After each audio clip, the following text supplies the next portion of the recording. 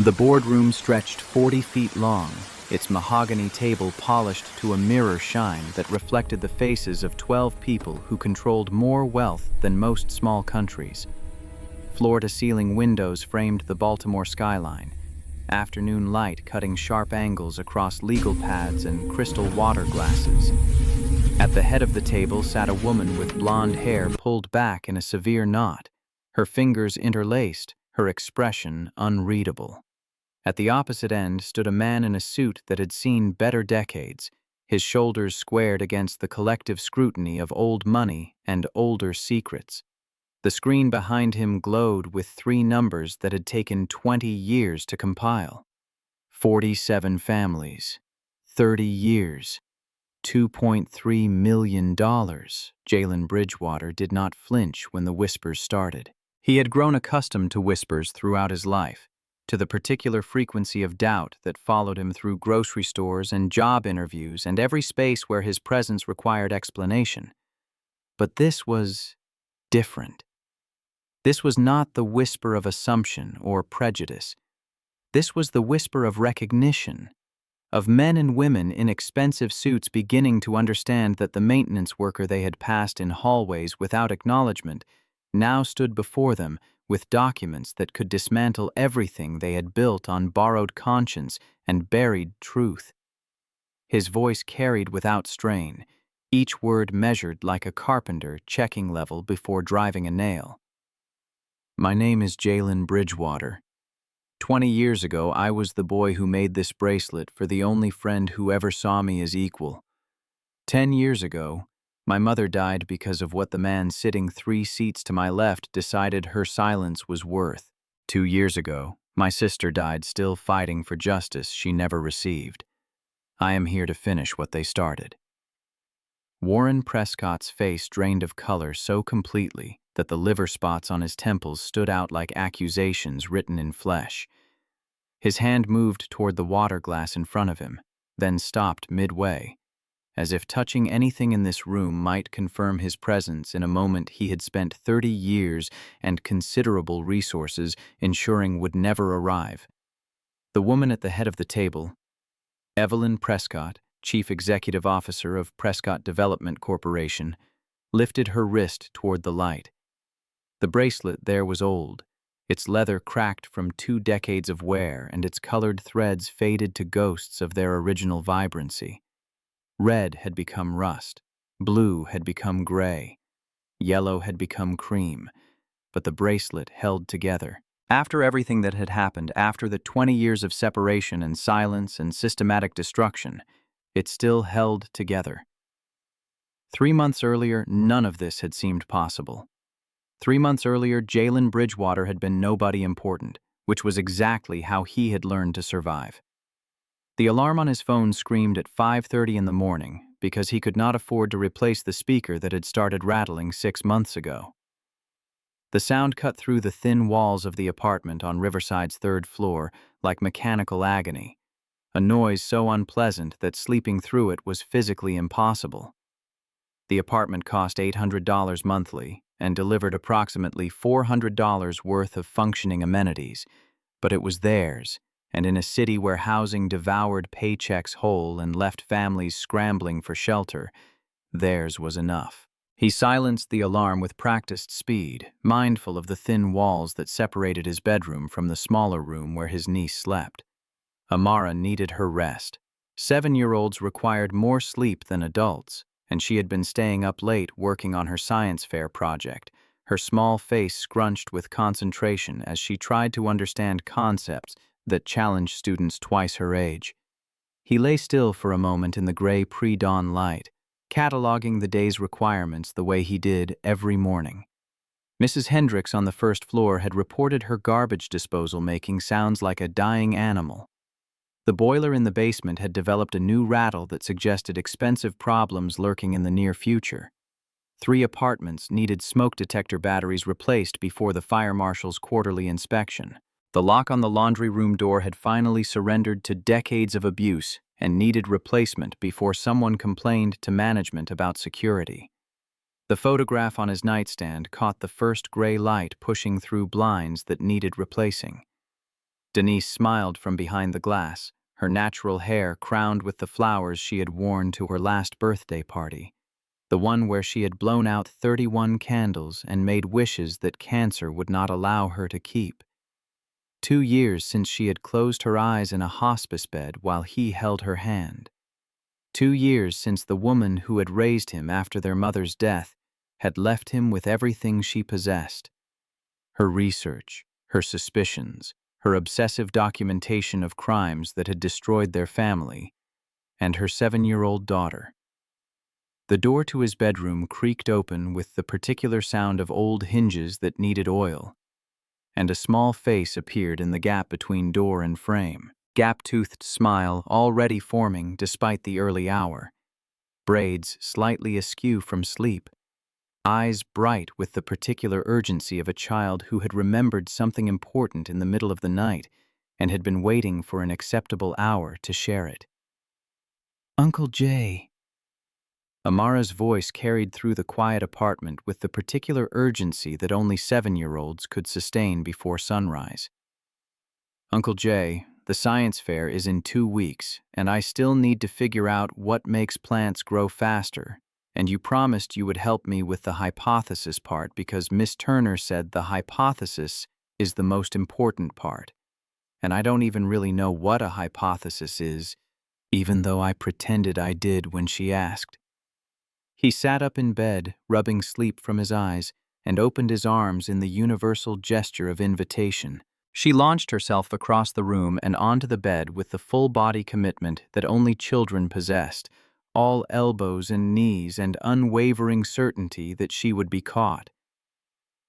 "First of all," he said, tucking a wayward braid behind her ear with the gentleness he reserved only for her, "a hypothesis is just a fancy word for a guess you can test. Like if you guess that plants grow faster with more sunlight, that's your hypothesis. Then you test it by growing some plants in sunlight and some in shade and seeing what happens." Her face scrunched with concentration, processing the information with the particular intensity she brought to everything worth understanding. "So it's like a prediction?" "Exactly like a prediction. A scientific prediction that you're going to prove or disprove with your experiment." "Okay, I think I understand now." Her expression shifted from concentration to concern. "But you promised you would help me with the whole thing. Tonight, after work." "You said we would figure out everything together." "I know, and I'm sorry I haven't been able to help more. But tonight, I mean it. We'll work on it together. We'll pick your hypothesis and design your experiment and make a plan for the whole project." Her face carried skepticism that she had inherited directly from her mother, the particular expression that said she had heard this promise before and had learned not to count on its fulfillment. "You said tonight yesterday. And the day before yesterday, too." The words landed somewhere tender, in the place where guilt lived alongside exhaustion and the constant awareness that he was failing her in ways both large and small. "I know. And I'm truly sorry. But tonight is different. I promise. Cross my heart." Cross your heart and hope to fly? The game they had invented when she was 4 years old, a modification of the original oath that she had deemed too scary for regular use. The original version involved hoping to die, which had frightened her enough that she had insisted on changing it to something better. Flying was better than dying. Flying was hope instead of fear. Cross my heart and hope to fly. He made the gesture across his chest with exaggerated solemnity. Love you bigger than the sky. Her arms wrapped around his neck with strength that belied her small size, the particular fierce grip of a child who had lost too much and held on tight to what remained. Bigger than the sky, Uncle Jay. The phrase had belonged to Denise first, something she had said to Amara every night before bed and every morning before school. When Denise died, Jalen had inherited the words along with everything else. The apartment, the research, the grief, the child. He had not planned to keep using them, had not wanted to step into shoes that could never be properly filled. But Amara had needed the continuity, had needed something that connected her present to her past, and so the words had become his. The kitchen table held the evidence of his financial reality in neat stacks that he reorganized each Sunday like a ritual of acknowledgement and prayer. Electric bill, $89 past due by 2 weeks. Phone bill, $45 current only because he had paid it instead of buying groceries the week before. Rent notice, the third one this month, its language escalating from polite reminder to thinly veiled threat to something that suggested legal action in the near future. At the bottom of the stack, the bank statement that had arrived yesterday and that he had not yet found the courage to open. $127.33. Enough to survive until Friday if nothing broke, if nothing unexpected happened, if the universe cooperated in ways the universe rarely did. He made oatmeal for Amara while she practiced her spelling words at the kitchen table, her pencil moving across the paper with the careful deliberation of someone who understood that mistakes mattered even when you were 7 years old, and the words you were spelling would never appear on any test that actually counted. She had learned that from watching him, he knew, had absorbed through years of observation the particular tension that came from living without margin, from understanding that every small error compounded into larger consequences, and that safety was something other families had. "Mrs. Wilson is picking me up after school today."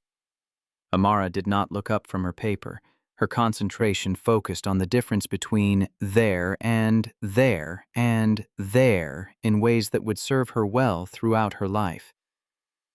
"She said she would help me with my reading until you get home from work." Margaret Wilson lived 2 floors down in an apartment slightly larger than theirs, its walls covered with photographs of grandchildren who visited on holidays and a profound loneliness that she addressed by adopting every struggling family in the building as her own. She was 67 years old according to the birthday card Jalen had signed last month, had outlived 2 husbands and raised 4 children to adulthood, and possessed the kind of no-nonsense wisdom that came from decades of watching people make preventable mistakes and learning what advice they would actually accept. "I'll be home by 6:30, maybe 7 if the boiler gives me trouble. Tell her I'll bring dinner to thank her for her help." What kind of dinner? He did not have an answer for that question yet. Whatever was cheapest at the corner store that still looked like food. Whatever would stretch far enough to feed 3 people while leaving enough in his account to cover the electric bill before they shut off the power. A surprise dinner. The best kind. The walk to work took him through a Baltimore that existed in the margins of the city's celebrated Renaissance, not the inner harbor with its tourist attractions and overpriced restaurants and carefully maintained illusion of urban success. Not the university district with its manicured lawns and security patrols and students whose parents paid more for a single semester than Jalen earned in 2 years. The Baltimore he moved through each morning was older and tireder, populated by people who had learned to expect less from life and survive anyway. Row houses with plywood windows stood next to row houses with window boxes planted with defiant flowers. Corner stores advertised lottery tickets with more enthusiasm than fresh produce, their owners understanding which dreams their customers could actually afford to pursue. Churches occupied every 3rd block, their congregations dwindling, but their doors still open for anyone who needed shelter from the particular storms that poverty brought. Riverside Apartments had been built in 1952 and renovated only when city code violations demanded attention. The lobby featured linoleum that had probably been fashionable during the Eisenhower administration, and a set of mailboxes with locks that worked approximately 70% of the time. The elevator made sounds that suggested imminent mechanical failure without ever quite delivering on that particular threat. Jalen preferred the stairs anyway. 4 flights up and 4 flights down, repeated multiple times daily, provided the only exercise his schedule and budget allowed. The building's owner, a property management company based in Delaware that Jalen had never seen evidence of direct human involvement from, had hired him 3 years ago to handle maintenance in exchange for reduced rent and a modest hourly wage. The arrangement made him responsible for everything from clogged drains to broken windows, to the endless negotiation with systems designed before reliability became an engineering priority. He started the day with Mrs. Hendricks and her dying garbage disposal, which turned out to be a spoon lodged in the grinding mechanism rather than anything requiring expensive replacement. She offered him coffee that he declined and conversation that he accepted for exactly 7 minutes before excusing himself with apologies about the boiler situation. The boiler occupied a corner of the basement like a sulking giant from an earlier industrial age, its pipes wrapped in asbestos insulation that nobody had ever removed because removal would cost more than replacement, and replacement was not in anyone's budget. Jalen had learned the machine's particular language over 3 years of maintenance, could distinguish between the rattles that meant imminent catastrophe and the rattles that meant continued dysfunction at acceptable levels.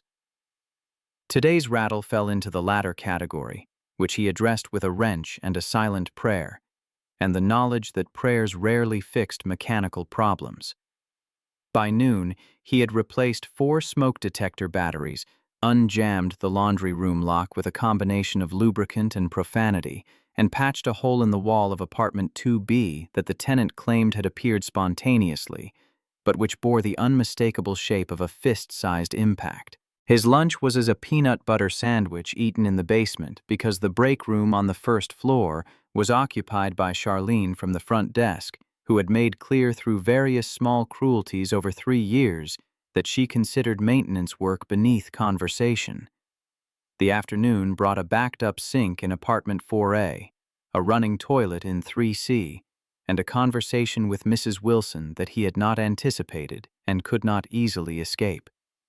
She caught him in the 3rd-floor hallway outside her apartment, her door open behind her, the smell of something baking drifting out like an invitation to a world where people had time to bake and ingredients to bake with. Jalen Bridgewater. She said his full name like a diagnosis, like she had examined his symptoms and reached conclusions she was about to share whether he wanted to hear them or not. When was the last time you ate a proper meal that didn't come from a can or a plastic wrapper, Mrs. Wilson? I really need to get to the laundry room. That wasn't a rhetorical question, young man. I'm 67 years old, and I've buried 2 husbands and raised 4 children and worked 3 jobs simultaneously, and I know exactly what running on empty looks like. You're too young to be living like someone who's already given up on the possibility of something better.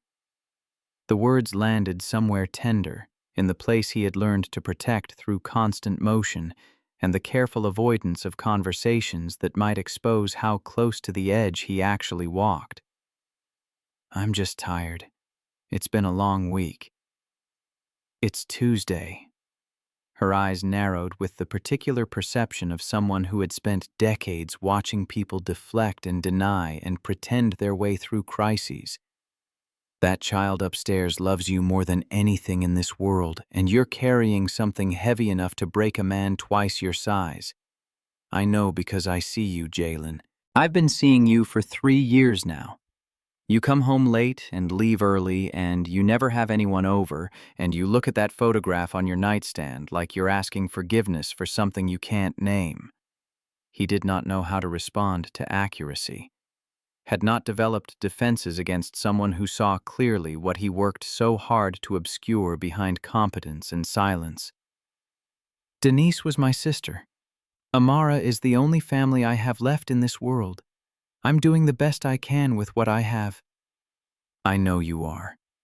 I'm not questioning your effort or your love for that child. I'm questioning whether effort alone is enough. She stepped closer to him in the hallway, her hand finding his arm with a gentleness that made his throat tight with emotions he could not afford to feel. There's a difference between surviving and living, Jalen. You're 30 years old. You should be building something, not just holding on. The apartment waited where it always waited, its familiar silence pressing against him as he climbed the final stairs after completing the day's maintenance tasks. He had 2 hours before needing to collect Amara from Mrs. Wilson's place. 2 hours to shower off the basement grime, to rest on a couch that had seen better decades, to pretend that his exhaustion was temporary rather than the permanent state of existence it had become. The closet in his bedroom held boxes that Denise had left behind, research she had compiled during the 3 years between their mother's death and her own cancer diagnosis. He had not opened those boxes since the funeral, had not been able to face the weight of her obsession or the questions her research raised about events he preferred not to examine too closely. But beside the boxes, in a frame he had bought at a thrift store for $2, was a photograph older than his niece and far more precious than anything else he owned. 2 children on a beach, their arms around each other's shoulders, the Atlantic Ocean spreading behind them like a promise of futures neither could imagine. A boy with skin the color of dark honey and a gap-toothed grin. A girl with blonde hair tangled by salt wind and freckles scattered across her nose like constellations waiting to be named. He had been 10 years old in that photograph. So had she. They had met at the beginning of summer when his mother started working at the Ocean View Hotel in Millbrook, Virginia, and her family owned half the town, including the hotel itself. The gap between their circumstances should have made friendship impossible. The housekeeper's son and the owner's daughter, existing in different universes that happened to share the same geography. Instead, that gap had made friendship essential. 2 children finding in each other something that the adult world seemed determined to deny. The memory surfaced without permission, as memories often did, when he spent too long looking at that photograph. A beach at sunset, the sand still warm from the day's heat, 2 children sitting closer than their parents would have approved of if their parents had been paying attention. A pocket knife borrowed from his mother's kitchen drawer without permission.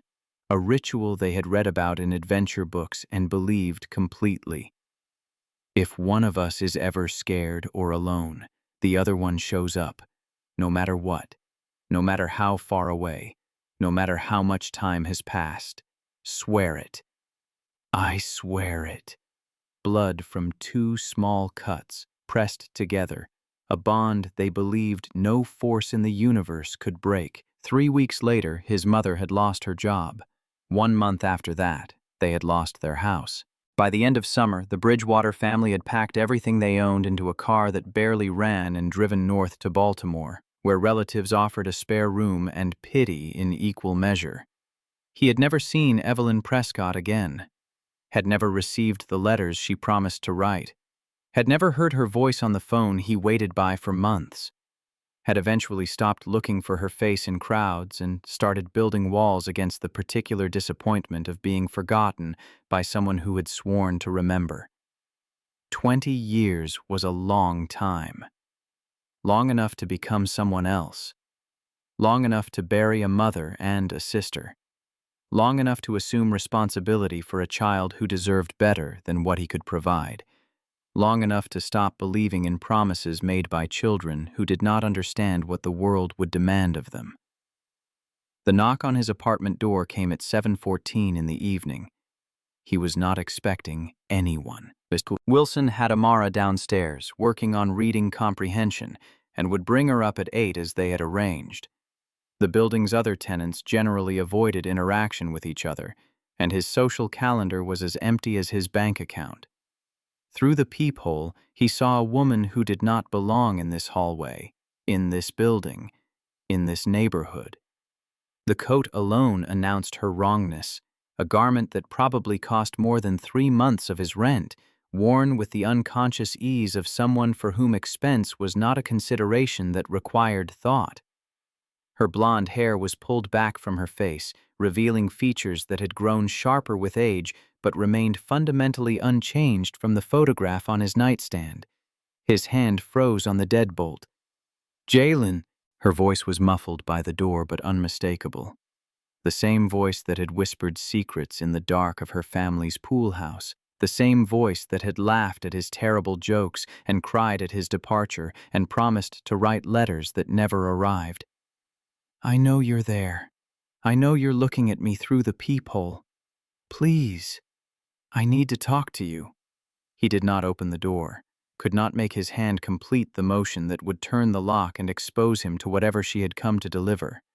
20 years of silence did not end with good news. People did not track down the ghosts of their childhood to share happiness. Go away. The words came out rougher than he intended, scraped raw by surprise and old wounds. I can't. I've tried to walk away, but I can't. A pause, the sound of her breathing audible even through the cheap wood of the door. I know why your mother lost her job. I know why your family had to leave Millbrook. I know about the house you lost and the lawsuit that destroyed her health and what really happened. I have proof, Jalen. I have documentation of everything. The world tilted slightly, reality reorganizing itself around information he was not prepared to receive. He opened the door. Evelyn Prescott stood in his hallway like an apparition given flesh, 20 years older and infinitely more polished than the wild-haired girl who had sworn blood oaths on summer beaches. Her eyes were the same impossible blue he remembered, but they carried weight now, shadows that spoke of sleepless nights and difficult knowledge. In her hands, held with the care of something precious, was a bracelet that he had made in another lifetime from leather scraps and colored thread he had stolen from his mother's sewing kit. You kept it. The observation escaped before he could contain it. For 20 years, in a jewelry box next to my grandmother's pearls. Her voice cracked slightly on the last word, emotion breaking through the professional composure. You remember our oath. I remember a promise made by children who didn't understand what they were swearing to. I remember a promise that I failed to keep for 20 years. And I'm here now, 2 decades late, because I finally know what there is to keep it about. She explained in his kitchen, sitting at the table where his bills formed their accusatory stacks, drinking water from a glass that had come free with a purchase of gasoline years ago. Her father had died 6 months earlier. Heart attack. Sudden. No warning. She had inherited the company and the corner office and the responsibility for thousands of employees, and eventually, in a safe hidden behind a painting in his private study, she had found a sealed envelope containing a letter he had never sent. The letter was 2 pages, handwritten in ink that had faded slightly with age, dated 2 years before his death. She read it aloud while Jalen sat motionless across from her, each word landing like a physical blow. Evelyn, if you're reading this letter, I'm gone, and you're dealing with the consequences of my choices. There's something I need you to know, something I should have told you years ago, but never found the courage to confess while I was still alive. It concerns the Bridgewater family from Millbrook, and specifically the boy you used to spend your summers with. We bought the Ocean View Hotel where Gloria Bridgewater worked. It was profitable, and we wanted to keep the staff who made it successful, but there was pressure from your Uncle Warren to restructure operations.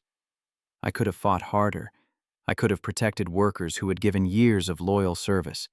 Instead, I let Warren convince me that efficiency required sacrifice. Gloria Bridgewater and 46 other families lost their jobs so that we could reduce labor costs by 12%. Then we bought their neighborhood when property values collapsed after the layoffs. I told myself it was just business, supply and demand, market forces beyond any individual's control. But it wasn't. We created the conditions that destroyed those families, then profited from that destruction. Your uncle has done things I didn't know about until recently, things that go far beyond business decisions into something that looks like systematic cruelty. There's money I set aside to make amends, $2.3 million in a compensation fund for the families we harmed. But I'm afraid Warren has done something with that money.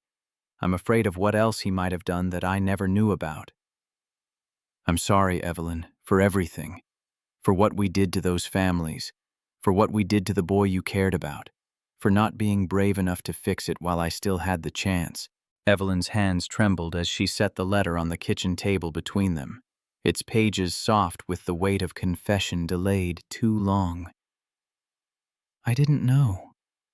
Her voice was barely above a whisper. Growing up, I thought your family just moved away.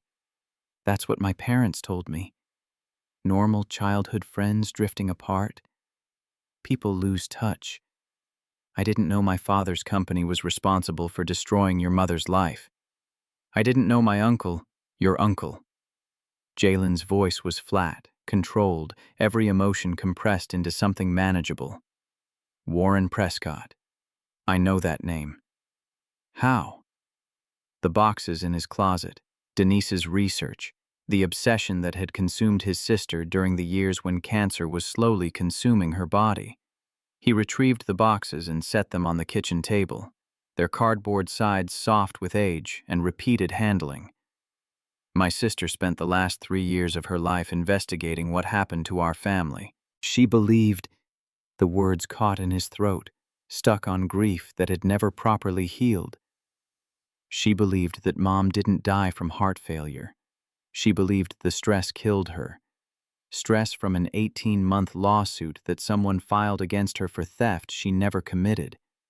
Theft that was invented specifically to break her. Evelyn paged through the folders with increasing horror, her face cycling through recognition, denial, acceptance, and grief in rapid succession. These are all Prescott development properties. These are all families who worked for companies we acquired. 47 families. Same pattern every time. Your company buys a property.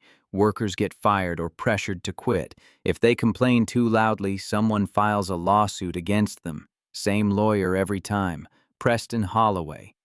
Preston is our chief financial officer. I know.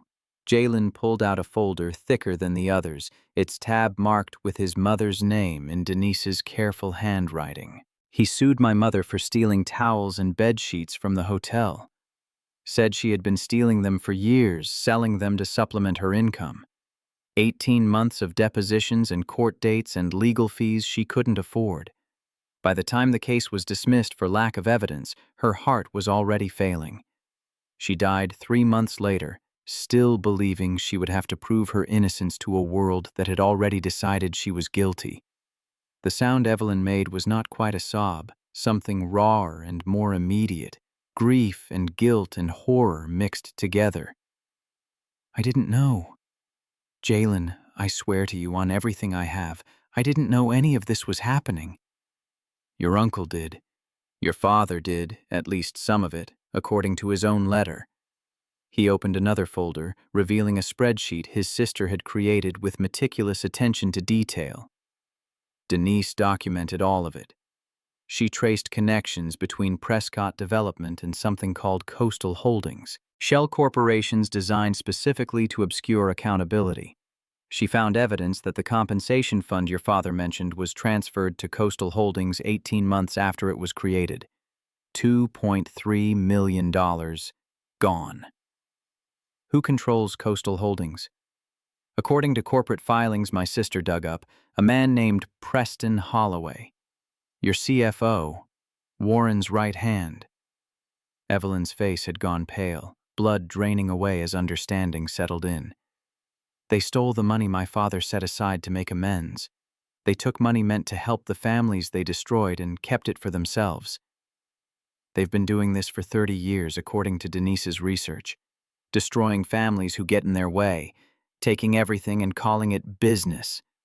The apartment was quiet except for the radiator's eternal complaint and the distant sound of traffic on the street below. Outside, February darkness had swallowed the city.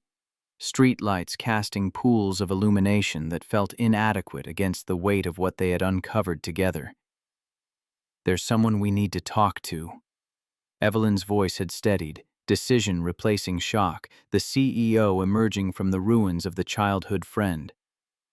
A woman named Mrs. Patterson. She worked with your mother at the hotel for years before the acquisition. She's still alive, still living in Millbrook. My father's letter mentioned her specifically as someone who knows things that never made it into any official record. You want to go back there, after 20 years? I want to find out what really happened to your family. I want to understand exactly what my uncle did and how he did it.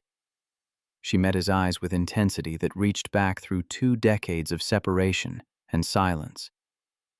And then I want to make it right. I know that probably doesn't mean anything after all this time, after everything that's happened. But I'm here now, and I'm not leaving until we have answers. The door to the apartment opened before Jalen could formulate a response, and Amara burst in with the particular energy of a child who had been contained in one place for too long. Mrs. Wilson followed more slowly, her eyes taking in the scene with immediate understanding. The expensive woman at the kitchen table, the scattered papers, the tension in the air thick enough to taste. "Uncle Jay!" Amara launched herself at him with the full-body commitment he had come to expect and treasure. "Mrs. Wilson let me have cookies, and we read 3 whole chapters, and I only got stuck on 2 words. He caught her automatically, lifting her onto his hip, despite her growing too big for such things. "That's amazing, baby girl. I'm so proud of you." "Who's she?" Amara pointed at Evelyn with the directness that adults learned to suppress, but children wielded without apology. Jalen looked at the woman he had not seen in 20 years, the woman who had reappeared in his life with evidence of crimes that reached back before he was born and forward into a future he could not yet see clearly. "She's an old friend, from when I was a kid, a long time ago." "Like best friends?" "Yeah." The word felt strange in his mouth, too simple for what they had been, too complicated for what they had become. Like best friends. Amara's attention fixed on the bracelet still visible on Evelyn's wrist, its faded colors catching the kitchen light. "That's pretty. Did Uncle Jay make that?" "He made me a bracelet too, but it broke because I wore it in the bathtub." Evelyn's smile was genuine, despite everything that had happened and everything that still lay ahead. "He did make it, a very long time ago when we were about your age. I've kept it ever since." "You knew Uncle Jay when he was little?" The concept seemed to amaze her. "Was he funny?" "He's really funny now. He makes jokes about everything, even when things are bad." "He was the funniest person I knew." Evelyn's eyes met his over his niece's head, memories and present reality merging. "He still is." After Mrs. Wilson took Amara back downstairs for bedtime preparation, after the apartment grew quiet and the coffee grew cold, they made plans. Tomorrow morning, they would drive to Millbrook together. They would find Mrs. Patterson and ask her questions that had waited 20 years for asking. They would begin the process of understanding exactly what had happened and who was responsible. Through the window, headlights swept across the street below. A black sedan had parked at the curb, its engine idling, its windows tinted too dark to reveal whoever sat inside watching. "We're being watched." Jalen moved to the edge of the blinds. Evelyn joined him at the window, her shoulder brushing his in the narrow space. "Company plates. I recognize the registration pattern. My uncle knows I've been digging through my father's files. He probably knows I'm here." "Then whatever you were planning to do quietly just became something else entirely." Her jaw tightened with determination. "Good. I'm tired of quiet. Quiet is what allowed this to happen for 30 years. He looked at the boxes on his table, at the photograph of his mother smiling from the wall, at the woman who had appeared with secrets and guilt and determination that matched his own. 8 o'clock tomorrow morning. You drive. I need to arrange someone to watch Amara while we're gone." "I'll be here." After she left, Jalen stood at the window, watching the black sedan until it finally pulled away into the darkness. Then he opened his sister's research and began to read in earnest. The documents Denise had compiled painted a picture of systematic destruction disguised as business necessity. Gloria Bridgewater had worked at the Ocean View Hotel for 8 years, rising from housekeeping staff to a supervisory position through dedication and skill and a genuine love for the work of making people feel welcome. Guests requested her specifically. Management praised her efficiency. Her personnel file contained nothing but commendations and excellent reviews until the month Prescott Development acquired the property. Then, suddenly, everything changed. Performance reviews became critical. Minor infractions appeared in records that had previously shown spotless service. The lawsuit arrived 3 months after the acquisition, alleging theft of hotel property totaling $37,000. a number precise enough to suggest calculation rather than reality. Gloria had fought because she had no choice, because surrender would have meant accepting guilt she did not deserve. She had appeared at depositions with a lawyer she could not afford, a young public defender who handled her case alongside 50 others. She had provided receipts and witnesses and character statements that proved nothing except that truth was not sufficient defense against resources and persistence. The case was dismissed after 18 months, the judge noting in her ruling that the plaintiff had failed to provide any credible evidence of theft. But by then, Gloria Bridgewater had lost her job, her home, her health, and her belief that justice existed for people like her. She died in a hospital bed 3 months later, her heart finally surrendering to stress that had been slowly killing her since the day the lawyers first appeared at her door. Denise had documented all of it with obsessive precision, had traced connections that should have been impossible to find, had died before she could do anything with the information, leaving it to a brother who had spent 2 years avoiding the boxes because looking at them felt too much like completing her failure. He looked at the photograph of Denise on his nightstand, her smile unchanged by time or circumstance, and made a promise he intended to keep. "I'll finish what you started, whatever it costs. I'll find out what really happened, and I'll make them answer for it." The night stretched long with reading and planning and the slow construction of understanding.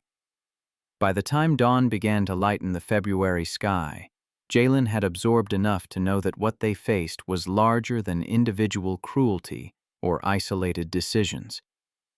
Warren Prescott had built a system, a machine designed to destroy anyone who threatened his interests or his profits. The same pattern, repeated across 3 decades and 47 families. Acquisition, identification, fabrication, destruction. His mother had been one victim among many. His sister had been another, even if cancer rather than corporate malice had claimed her life.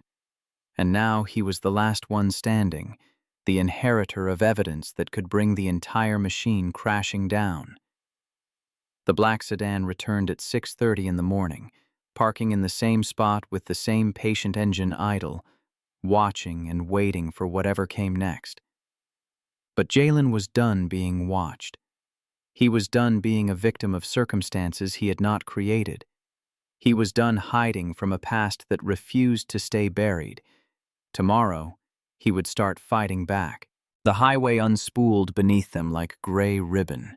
February morning pressing against windows that fogged with the heat of 2 people breathing in confined space. Neither spoke for the first hour of the drive, each absorbed in private calculation of what lay ahead and what they had left behind. The landscape shifted gradually from urban density to suburban sprawl to something that resembled the rural America that tourism advertisements promised, but reality rarely delivered. Fields lying fallow under winter sky, farmhouses with peeling paint, small towns announcing themselves with signs that boasted populations in the hundreds. Jalen watched the mile markers count down while his mind counted up. 47 families, 30 years, $2.3 million, numbers that represented lives broken by a system designed to break them, numbers that included his mother, his sister, himself, and by extension the 7-year-old girl he had left in Mrs. Wilson's care with promises to return before dinner. "Tell me about your uncle."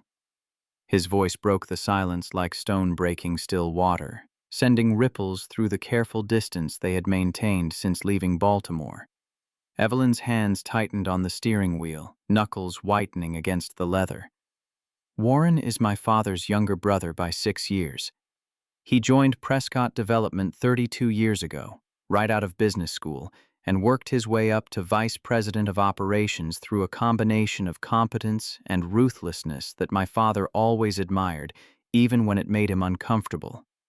He's smart, strategic, and absolutely without mercy when it comes to protecting what he considers his." "What does he consider his?" "Everything.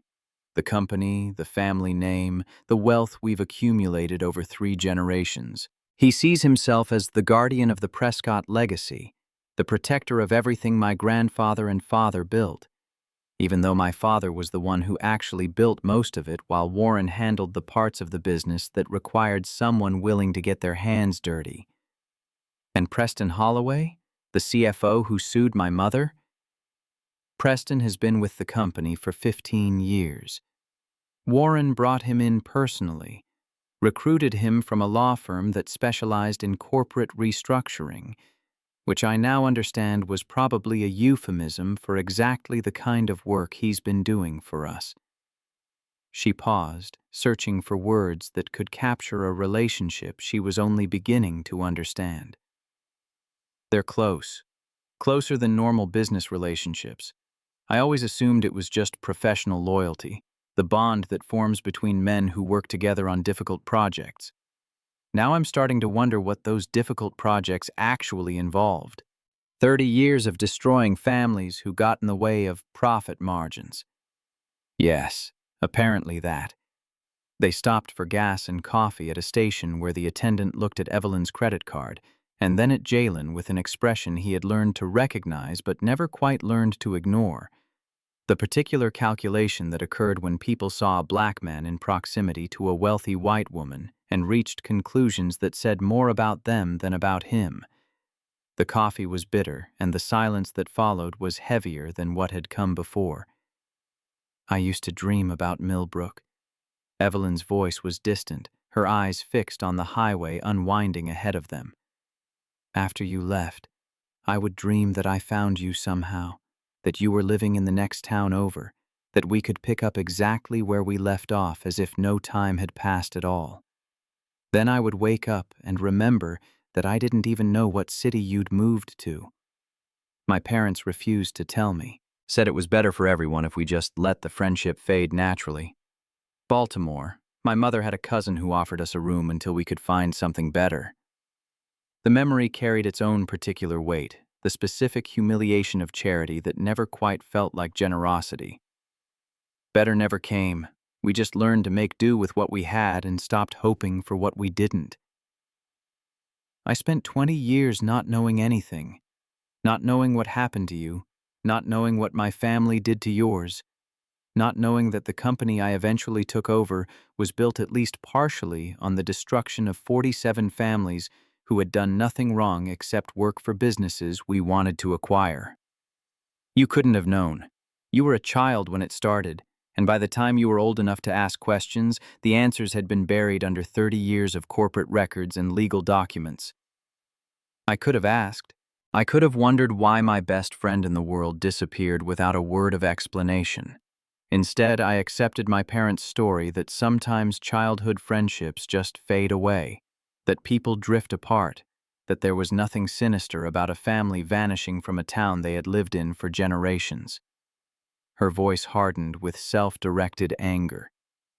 I won't accept their explanations anymore, not about anything. Millbrook announced itself through a sign that had been repainted at least twice since Jalen's childhood, but still bore the same words in the same arrangement. Welcome to Millbrook, Virginia, where history meets the shore.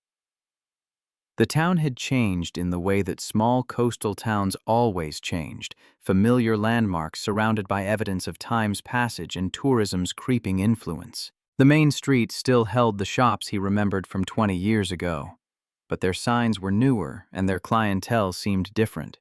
Older couples with retirement money, young families seeking weekend escapes, tourists rather than residents. The ice cream parlor where his mother had taken him on special occasions was now a wine bar. The hardware store where he had bought supplies for the bracelet he made Evelyn was now an antique shop. The beach where they had sworn their blood oath was visible from the bridge into town, its sand smooth and empty under the February sky. Mrs. Patterson lived in a small house near the elementary school Jalen had attended for exactly 1 year before his family's expulsion from what had felt like paradise. The house was white with blue shutters, a garden that spoke of careful attention even in winter dormancy, and a front porch with 2 rocking chairs that suggested someone who valued the slow contemplation of passing time. The woman who answered their knock was small and sharp-eyed, her silver hair pinned back in a style that seemed unchanged across the decades since Jalen had last seen her bringing fresh towels to hotel rooms. Evelyn Prescott. The old woman's voice carried neither warmth nor hostility, only the careful assessment of someone who had been waiting for this conversation and wanted to measure its participants before committing to anything.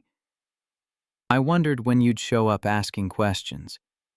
Your father wrote me a letter before he died, asked me to talk to you honestly if you ever came around wanting to know the truth about what happened here. Mrs. Patterson, I know who he is, Gloria's boy. I'd recognize those eyes anywhere, same eyes his mother had, same eyes that used to light up when she talked about her children and all the things she wanted for their futures. She stepped back from the door with the careful movement of someone whose joints had learned to protest sudden motion. Come in, both of you. What I have to tell you is going to take a while, and there's no sense doing it on the porch where neighbors might hear. The inside of her house was exactly what the outside suggested. Neat without being fussy, modest without being poor, full of photographs and memories arranged with the precision of someone who understood that the past required active maintenance to remain accessible. She served them tea in cups that had probably been wedding presents 60 years ago and sat across from them in a chair worn to the exact shape of her body through decades of daily use. Your mother was the best worker that hotel ever had in all my years there. She addressed Jalen directly, her gaze unwavering and her voice carrying the particular authority of someone delivering testimony they had been rehearsing for years. Kind to everyone regardless of how they treated her, never missed a day of work in 8 years, knew every regular guest by name and remembered exactly how they liked their rooms arranged. People used to ask for her specifically when making reservations. She made that place feel like something special, like somewhere people wanted to return to. What happened when the hotel was sold to Prescott Development? The question opened a door that Mrs. Patterson seemed to have been waiting 2 decades to walk through. New management came in with new ideas about how things should run, said they were going to upgrade the property, make everything more professional, more efficient. What they actually meant was they wanted workers they could control completely, young people without roots in the community who wouldn't ask questions when things didn't seem right and wouldn't talk to each other about what they noticed. Things like what? Things like maintenance records getting falsified to avoid expensive repairs. Things like overtime hours worked but never paid for. Things like guests complaining about problems with their rooms and being told nothing was wrong when we all knew the plumbing was failing and the roof was leaking. She leaned forward in her chair, her eyes bright with remembered anger that time had not diminished. Your mother saw all of it because she was too good at her job not to notice everything happening around her. She kept her own records, wrote down dates and details in a notebook she thought nobody knew about. And that's why they had to get rid of her before she could tell anyone what she had seen. The lawsuit, the theft accusation. A lie from its first word to its last. Your mother never took so much as a mint from a pillow in 8 years of service. She was so honest she used to turn in loose change she found in rooms rather than pocket it like everyone else did. But the new management had documents they claimed proved otherwise. Fabricated records, falsified inventory reports, witness statements from people who had been threatened or bribed or both. They had lawyers who specialized in making truth look like lies and lies look like truth. By the time the case was finally dismissed 18 months later, your mother was broken in ways that couldn't be fixed. Mrs. Patterson's voice cracked slightly on the last words, grief surfacing through the measured delivery she had maintained until now. She wasn't just broken physically, though the stress had destroyed her health by then. Her spirit was gone. The woman who used to sing while she worked and bring cookies for the staff on holidays and stay late to help new employees learn their jobs, that woman disappeared during those 18 months. She believed she had failed somehow, believed that despite everything she knew to be true about herself, she must have done something wrong that she couldn't even remember doing. The lawsuit didn't just take her job and her home and her health. It took her sense of who she was. "Mrs. Patterson." Evelyn's voice was careful, the voice of someone handling something fragile. "Do you know who specifically ordered the lawsuit against Gloria? Who made the decision to target her?" The old woman's gaze shifted to Evelyn with something that might have been pity for what she was about to hear. "Your uncle, child. Warren Prescott came to the hotel himself, 1 week after the new management took over operations. He met with your mother's supervisor behind closed doors for 2 hours. I know because I was working that floor and saw him arrive and leave. The next day, the accusations started appearing in Gloria's personnel file. The day after that, the lawyers sent their first letter. But why? Why target one woman specifically out of all the workers they were replacing? Because Gloria Bridgewater wasn't just any worker who could be quietly laid off with 2 weeks' notice and a form letter. She had been there 8 years. She knew things about the corners being cut, the safety violations being ignored, the money being skimmed from operations. She had her notebook full of dates and details. Your uncle wasn't just replacing workers to cut costs. He was replacing witnesses who might someday testify about what they had seen. And Gloria was the most dangerous witness of all, because she was smart and honest and had been paying attention. She could have exposed everything they were doing. She could have destroyed them if she had known who to tell and how to make anyone listen. And she would have, I believe that completely, if they hadn't destroyed her first. Mrs. Patterson reached into a drawer in the small table beside her chair and withdrew an envelope yellowed with age, its edges soft from years of handling, and its surface marked with fingerprints that had touched it many times. "Your mother gave me this the week before she died. She knew she wasn't going to survive much longer. You could see it in her eyes, the way the light had gone out of them. She said I should keep it safe somewhere Warren Prescott would never think to look, and that I should hold on to it until someone came asking the right questions in the right way. I think you're those people. I think this is the right time." Jalen took the envelope with hands that wanted to tremble, but that he forced to remain steady through sheer will. Inside was a letter in his mother's handwriting, its pages soft from years of storage, its ink slightly faded but still completely legible. "My dear children," Gloria's voice spoke from beyond death, reaching through time to find him. "If you're reading this letter, I'm gone, and the truth still needs telling. I need you to know what really happened, not the lies they put in court documents and newspaper articles. Warren Prescott came to see me 2 months after I was fired. He sat in my kitchen, in my home, and offered me $50,000 to stay quiet about what I had seen at the hotel. $50,000 to forget the falsified records, the stolen overtime, the safety problems they were covering up. $50,000 to pretend I had never kept notes or paid attention or cared about doing my job properly. I told him no. I told him that my integrity was not for sale at any price, that I would rather lose everything than become the kind of person who could be bought. He smiled at me when I said that. I will never forget that smile. It was the smile of a man who had just decided to destroy someone and wanted them to know it was coming without being able to prove anything. 2 weeks later, the lawsuit arrived. The accusations were lies from beginning to end, but lies backed by enough money become very hard to distinguish from truth. 18 months of fighting in courts that were designed to favor people with resources over people with only righteousness on their seat.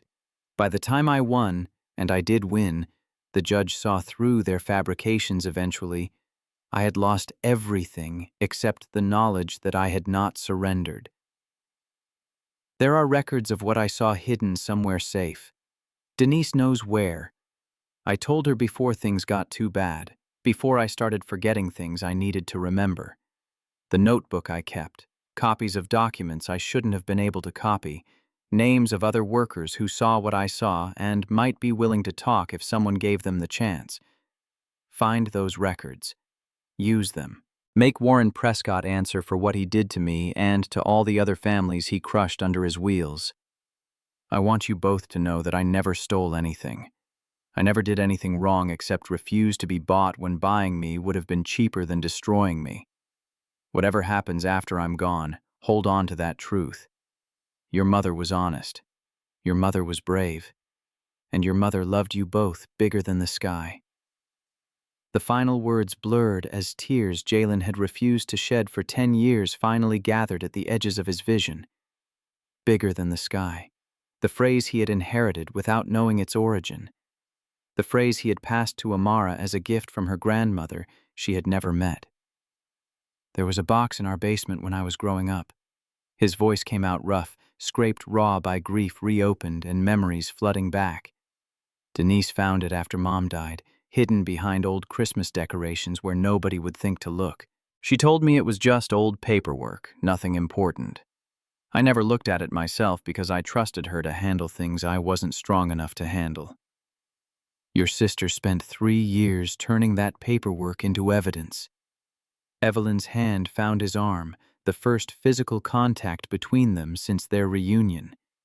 She knew what she had found. She was building a case. She was dying. She knew she wouldn't live long enough to finish what she started. But she left it for you. She left everything for you to be organized and documented and ready for someone to continue. She believed you would be that someone. Mrs. Patterson watched them from her chair with the particular perception of someone who had survived long enough to recognize patterns in human behavior that younger people missed completely. Your uncle is a dangerous man, Miss Prescott. He spent 30 years protecting himself from exactly this kind of reckoning. He has money and lawyers and connections to people who can make problems disappear before they become public. He won't surrender without a fight, and he won't fight fair because he never has and never needed to. I'm not asking him to surrender. I'm telling him it's over whether he accepts that fact or not. And you, Gloria's boy, what do you want out of all this digging into the past? Jalen looked at the letter in his hands, at his mother's handwriting, at words she had written knowing she would not live to see them read by the children she was leaving behind. Justice. For my mother, for my sister, for all 47 families whose lives were destroyed by decisions made in boardrooms they never saw. I want everyone to know what Warren Prescott really did. I want the families who suffered to understand that what happened to them wasn't random bad luck or personal failure. They were targeted by a system designed to destroy them for profit. And I want the people who built that system to answer for it in ways they can't buy their way out of. The drive back toward Baltimore began as afternoon light started its slow surrender to February evening. The conversation had shifted from revelation to strategy, from understanding the past to planning for confrontation with it. We need more evidence before we can act. Evelyn's voice carried the particular focus of someone accustomed to solving complex problems through systematic effort. What Mrs. Patterson told us is compelling testimony, but it's one person's word against corporate records that have been carefully constructed over 30 years. We need documentation that proves the pattern conclusively, that shows Warren specifically ordered the actions we're accusing him of, that demonstrates a conspiracy rather than isolated incidents. Denise's files have some of that. She traced the connections, identified the patterns, documented the timeline, but there are gaps, names without dates, accusations without proof that would survive legal scrutiny. There's someone else who might be able to help fill those gaps. A woman named Dorothy Palmer. She worked in human resources at Prescott Development for 12 years before leaving under circumstances that were never fully explained. My father's letter mentioned her specifically as someone who knew things that weren't included in any official record and who might be willing to share that knowledge with the right people. Where is she now? Richmond, according to the personnel files I was able to access before my uncle realized I was looking. About 2 hours south of here. If we push, we could make it there and back before midnight. Jalen thought of Amara, of the promise he had made to help with her science project, of Mrs. Wilson waiting with patience that could not be infinite. I need to call and check on my niece first, make sure she's okay, let Mrs. Wilson know we'll be later than I originally said. The phone call was brief and reassuring. Amara was fine, working on her spelling homework, looking forward to seeing him whenever he got home. Mrs. Wilson's voice carried no judgment, only the quiet support of someone who understood that some things were more important than dinner schedules. They were 40 minutes outside of Baltimore when Jalen's phone rang with a number he didn't recognize. Not Mrs. Wilson, not any of the building's residents whose numbers he had memorized over 3 years of emergency repairs. The voice on the other end belonged to the assistant principal at Amara's school, professional and carefully neutral in the way that school administrators learn to be when delivering unwelcome news. Mr. Bridgewater, I'm calling about an incident that occurred during lunch today involving your niece Amara. She's not hurt, but there was an altercation with another student that we need to discuss. How soon can you come to the school? The hour that followed was a blur of changed plans and rising fear. Evelyn drove directly to the elementary school while Jalen tried to extract information from administrators who would only speak in person. By the time they arrived, the school day had ended, and Amara was waiting in the principal's office with Mrs. Wilson, who had been called as the emergency contact when Jalen could not be reached immediately. The principal, a tired woman in her 50s who had clearly seen too many of these conversations, explained what had happened in measured tones designed to minimize conflict. A boy named Tommy Henderson had made comments during lunch. Comments about where Amara lived and what her uncle did for work and why her mother had died. Comments that had been delivered with the precise cruelty that children learned from adults who thought small ears weren't listening. Amara had responded by pushing Tommy away from her, which had escalated into a scene requiring teacher intervention and resulting in both children being sent to the office. We take all incidents of physical contact seriously, the principal said, but we also recognize that Amara was responding to verbal provocation.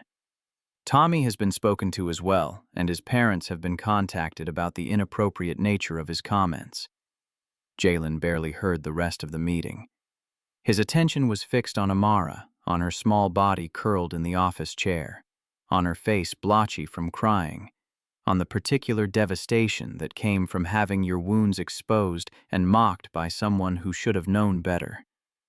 The conversation with his niece happened in the car after the meetings were over, and the paperwork was signed and the administrators had said everything they needed to say for liability purposes.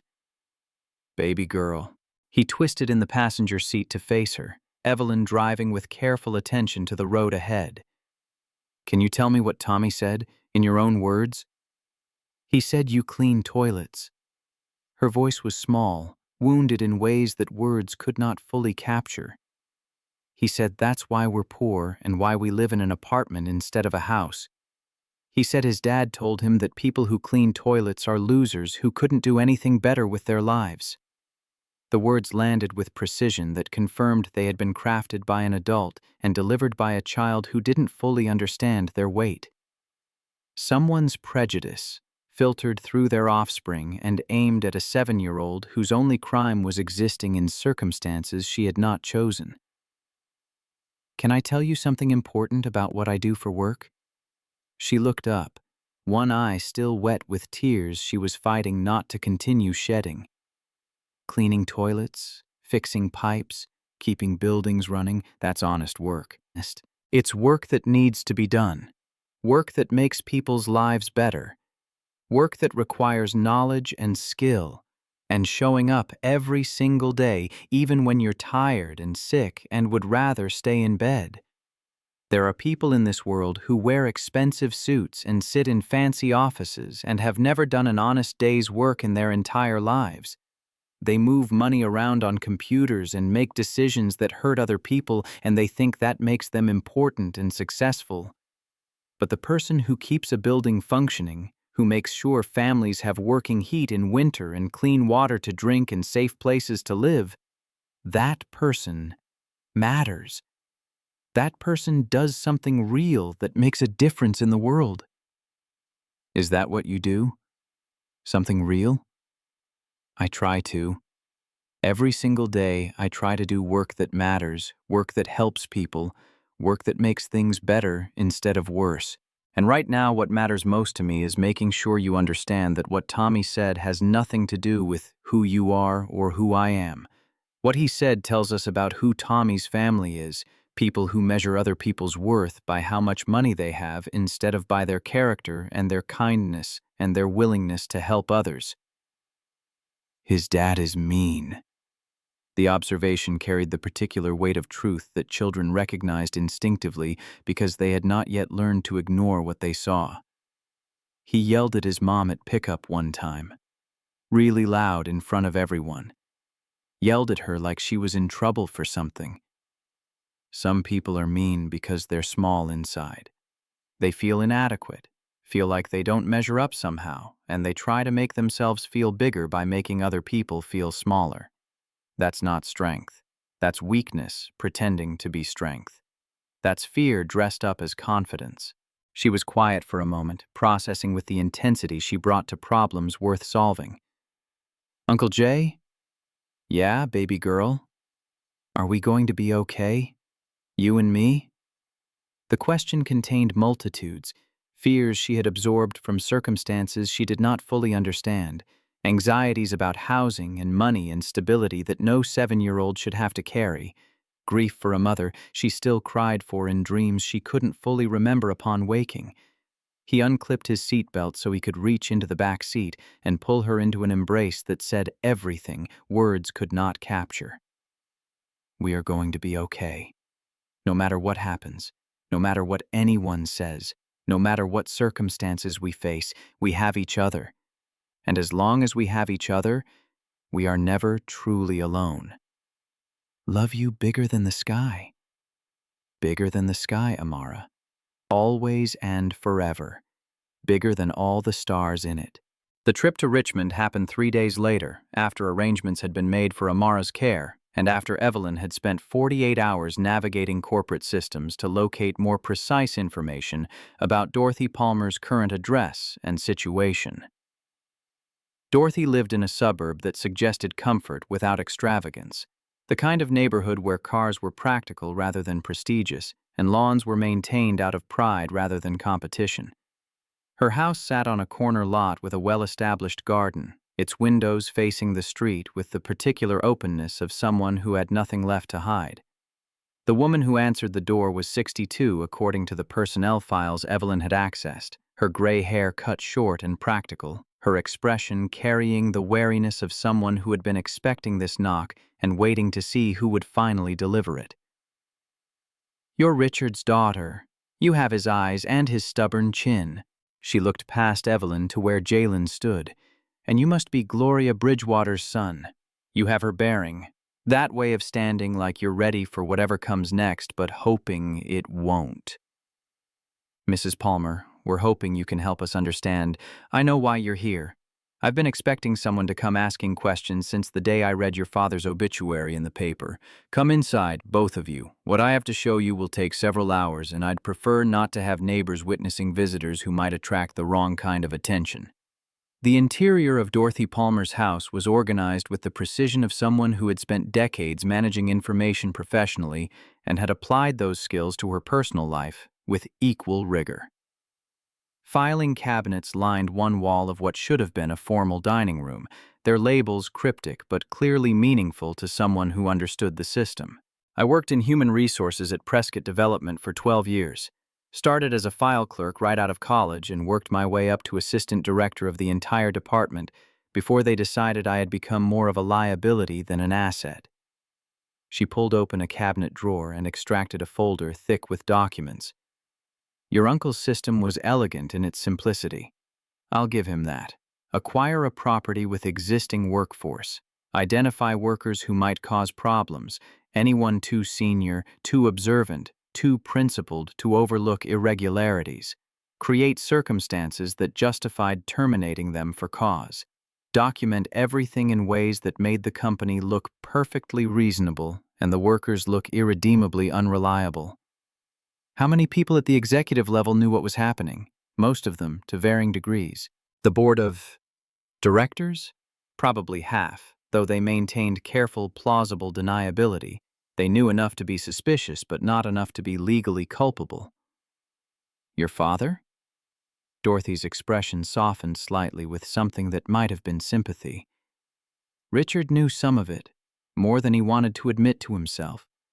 Not all the details, not the full scope of what Warren was doing. Warren was always careful to compartmentalize the worst of it, to keep your father at arm's length from decisions that might have troubled his conscience enough to act. But Richard suspected. He suspected enough to feel guilty, which is why he tried to create the compensation fund. The $2.3 million that disappeared. I processed the paperwork myself when Richard established that fund. He genuinely wanted to help the families that had been harmed by company actions, wanted to do something to make amends without publicly admitting fault that might expose the company to litigation. Dorothy's mouth twisted with something approaching contempt. The fund existed for exactly 8 months before Warren discovered it. He had Preston Holloway transfer the money to Coastal Holdings under the pretense of investment diversification and improved returns. The families it was supposed to help never saw a single dollar. The documentation she provided over the next several hours was comprehensive in ways that made Jalen's chest tight with the accumulated weight of evidence. Personnel files showing fabricated performance issues appearing suddenly in the records of employees with years of spotless service. Internal legal memos outlining strategies for harassment lawsuits designed to exhaust targets financially and psychologically. Financial records tracing money from the compensation fund through a maze of shell corporations until it disappeared into accounts controlled exclusively by Warren Prescott and Preston Holloway. 73 formal complaints filed by workers over 30 years, each one stamped with variations of insufficient evidence or matter closed pending further review that never came. Why didn't you take this to authorities when you first realized what was happening? I tried. Once, about 6 years ago, when I finally understood the full scope of what I had been helping to cover up all those years. I contacted the FBI field office in Baltimore with a summary of what I had documented, enough to suggest a pattern that warranted investigation. Dorothy's laugh carried no humor, only the bitter recognition of systems designed to protect themselves. 2 weeks later, Warren called me into his office for what he described as a clarifying conversation. I had a choice: resign immediately with a severance package generous enough to let me live comfortably for the rest of my life, or be terminated for cause with documentation that would ensure I never worked in human resources or any related field again. He knew about my contact with the FBI. He knew everything. He has people in places that make sure he always knows what he needs to know. Corruption that deep doesn't happen without institutional support at every level.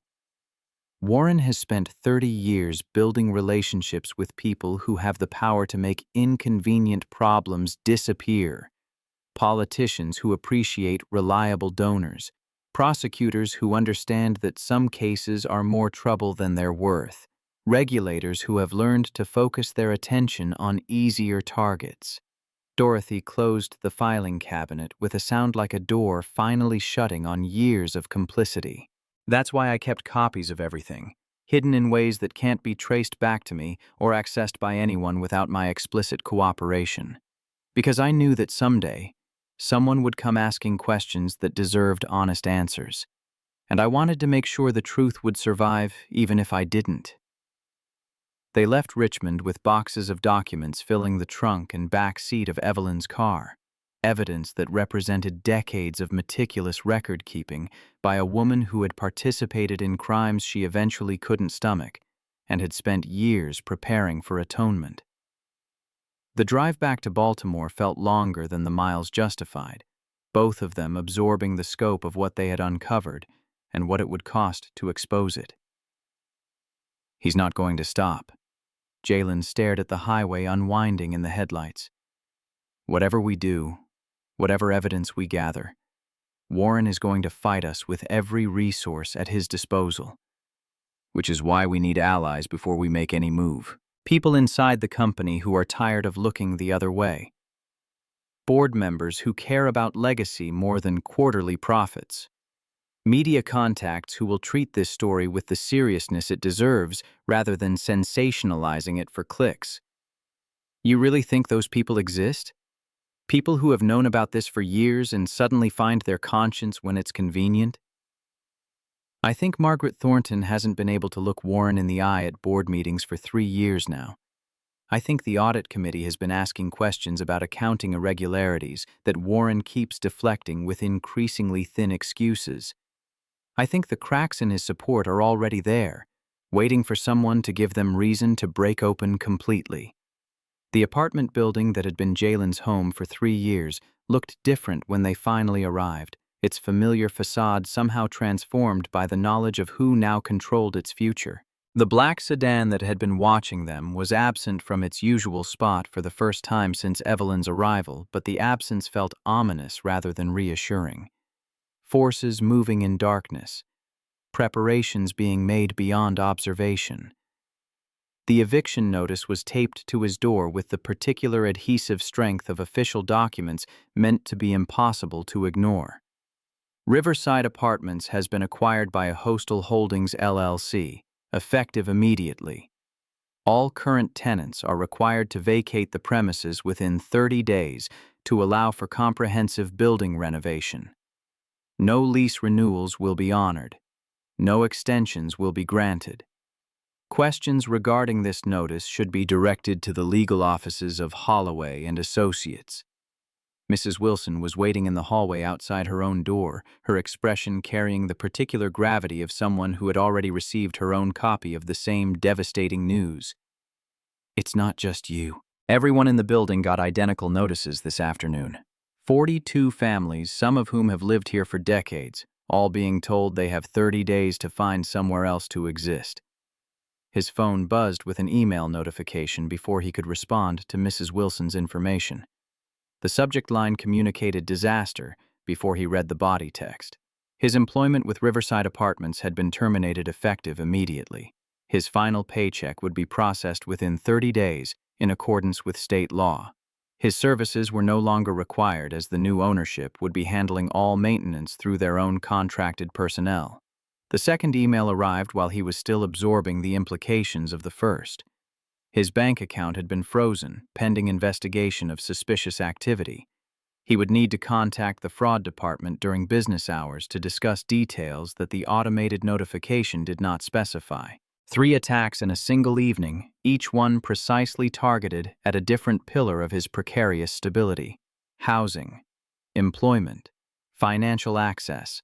Warren Prescott had promised during their confrontation in the restaurant 3 days ago that he would make their lives difficult if they refused to cooperate, and he was delivering on that threat with the mechanical efficiency of someone who had destroyed dozens of families before and understood exactly which pressure points produced maximum damage with minimum expenditure. This is because of the meeting. Evelyn's face had gone pale with understanding. Because we said no to his offer. Because we wouldn't surrender. This is because he's scared. People who are genuinely powerful don't need to destroy individuals who challenge them. They simply ignore challenges and continue forward. Warren is attacking us because he's afraid of what we know and what we might do with it. Jalen moved to the closet where Denise's boxes waited, the research his sister had compiled during years when cancer was slowly consuming her body while obsession consumed her mind. He's following the same playbook he's used 47 times before: isolation from support systems, financial strangulation, legal harassment.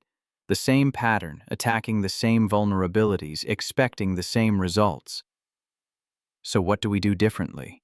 How do we break a pattern that's worked for him for 30 years? We refuse to be isolated. We refuse to be silent. We refuse to fight on the terms he's chosen. He pulled the boxes out of the closet and began spreading their contents across every available surface: kitchen table, couch, floor, creating a map of connections his sister had spent 3 years constructing. Denise didn't just collect evidence, she analyzed it. She found patterns Warren didn't know were visible. She built something. Deep in the third box, beneath folders of personnel files and legal documents, he found a manila envelope marked in his sister's handwriting with a single word: strategy. Inside was a legal brief, 53 pages long, researched and formatted with the professional precision of someone who had spent years working in law firms before cancer ended her career. The document laid out a case under the Racketeer Influenced and Corrupt Organizations Act, RICO, the same federal statute used to prosecute organized crime families. She was building a criminal case. Evelyn read over his shoulder, her voice carrying wonder and grief in equal measure. Not just civil liability, federal charges that could put Warren in prison. She knew she wouldn't live to see it through, but she wanted whoever came after her to have everything they needed to finish what she started. The phone in his pocket rang with an unknown number, its timing suggesting coordination rather than coincidence. He answered because not answering changed nothing except his own level of ignorance about what was happening. Warren Prescott's voice carried the satisfaction of a chess player surveying a board arranged entirely to his advantage. "Mr. Bridgewater, I trust you've received my messages by now. Multiple messages, actually. I wanted to make absolutely sure you understood the extent of resources available to me when someone chooses to complicate my life. I understand perfectly. You're scared enough of what we know to spend significant money trying to destroy someone who has nothing left worth taking. I'm efficient. There's a meaningful difference. Your mother learned that difference too late. Your sister learned it from a hospital bed.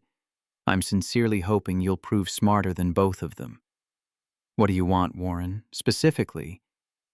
"The same thing I wanted when we spoke 3 days ago.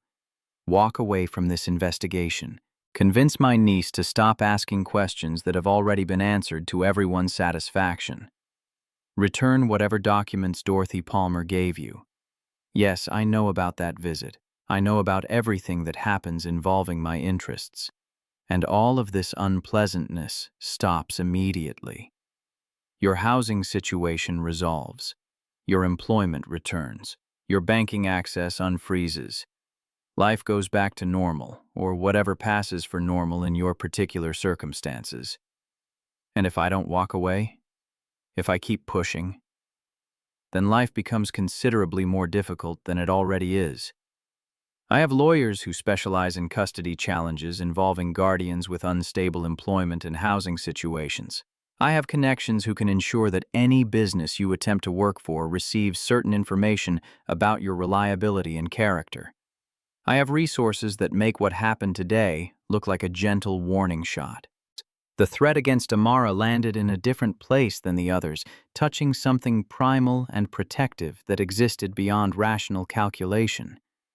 Jalen felt the fear he was supposed to feel, the panic that was supposed to make him surrender and retreat and accept defeat as the price of his niece's safety.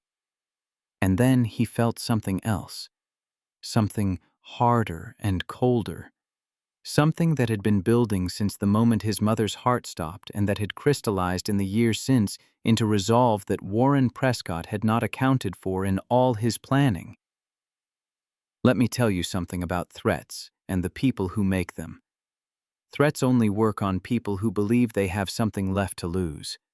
My mother lost everything: her job, her home, her health, her faith in a world that valued honesty. And she died with her integrity completely intact. My sister lost everything: her career, her health, her future with the daughter she loved, and she spent her final years making absolutely sure someone could finish what she started. I've already lost my job, my home, and my bank account in the space of a few hours. You've taken everything from me except the one thing that actually matters. And what would that be? The truth.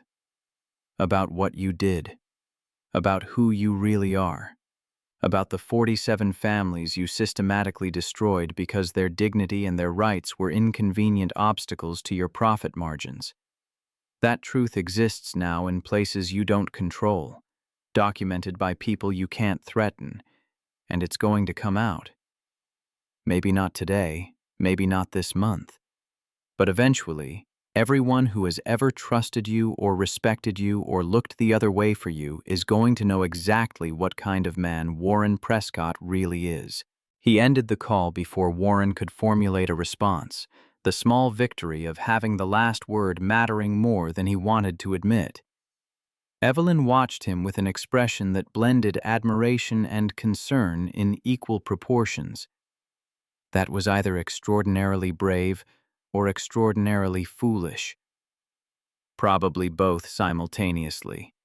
But he needed to understand that his standard playbook doesn't work on someone who has already hit bottom. There's nowhere left to push me except up.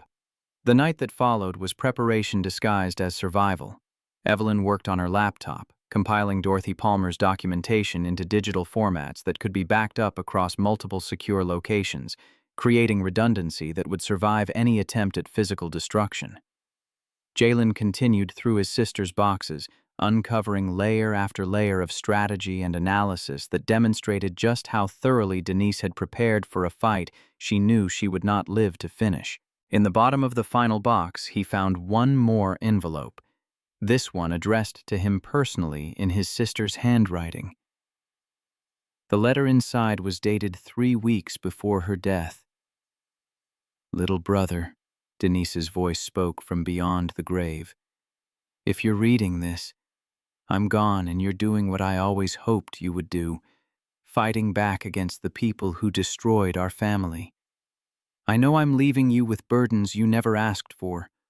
Amara, who deserves more stability than either of us can provide. This research, which represents everything I learned about evil dressed up as business, the knowledge that our mother was killed not by disease but by deliberate cruelty designed to break her. I need you to understand something important. You are not doing this for me. You are not doing this for Mom. You are doing this for everyone who has ever been crushed by people who believed their money made them immune to consequences. You are doing this for Amara so she can grow up in a world where powerful people who hurt others sometimes actually face justice. Warren Prescott has spent 30 years believing he is untouchable. Prove him wrong, not through violence or revenge, but through truth, through documentation, through the systematic exposure of everything he has tried to hide. I believe in you. I have always believed in you, and I am so proud of the man you have become. Love you bigger than the sky. Give Amara a hug from her mama, and make those bastards pay." The words blurred as tears finally fell.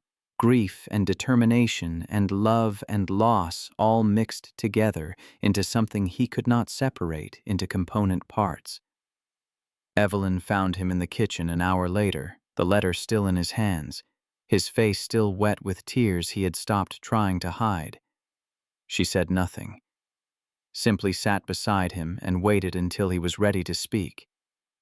"Tomorrow we need to start building coalition. Board members, journalists, federal contacts. We need allies before we make any public move. I've already started reaching out. Margaret Thornton agreed to review documentation confidentially. The audit committee chair is asking questions that suggest openness to concerning information.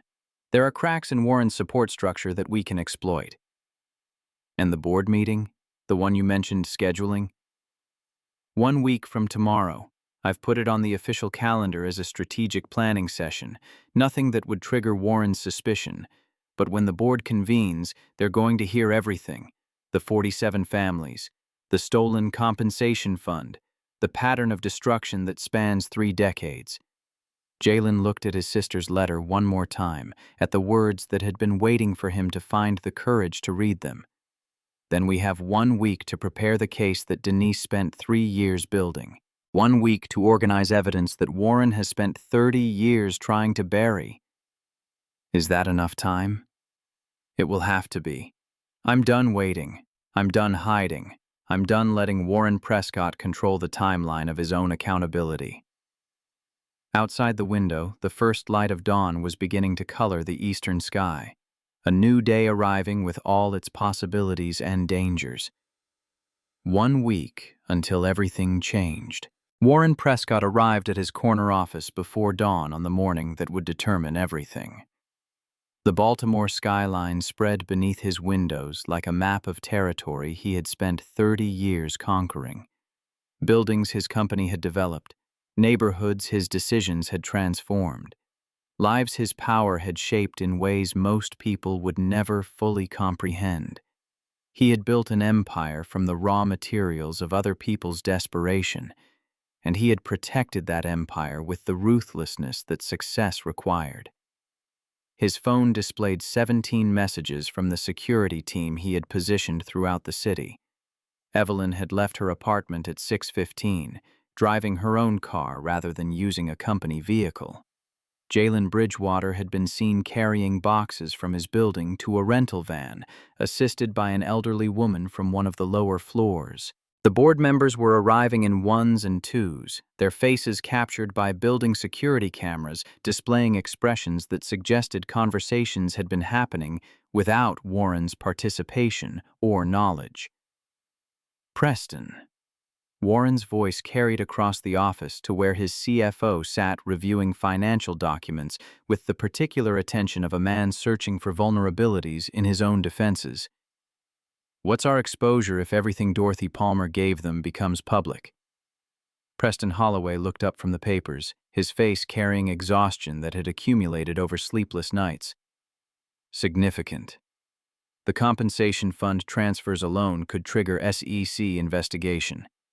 The personnel files show patterns that any competent prosecutor could frame as systematic discrimination, and the connection to Coastal Holdings. I know the connection to Coastal Holdings. I created the connection to Coastal Holdings. Warren moved to the window, watching the city wake beneath him. What I need to know is whether our legal protections will hold. Against civil litigation? Probably. We have documentation that supports alternative interpretations of every decision. Against federal investigation? Preston's silence communicated more than words could have managed. Then we need to ensure federal investigation never becomes a realistic possibility. The relationships I've built over 30 years exist precisely for situations like this one. Warren, I've been making calls all week. The people who used to take our meetings are suddenly unavailable. The prosecutors who understood the value of discretion are citing conflicts of interest. Something has shifted in ways I don't fully understand. The door to Warren's office opened without announcement, and Evelyn entered with Jalen Bridgewater 2 steps behind her. She wore the navy suit that she reserved for board meetings and confrontations, her blonde hair pulled back in the severe style that Warren had learned to associate with her most dangerous moods.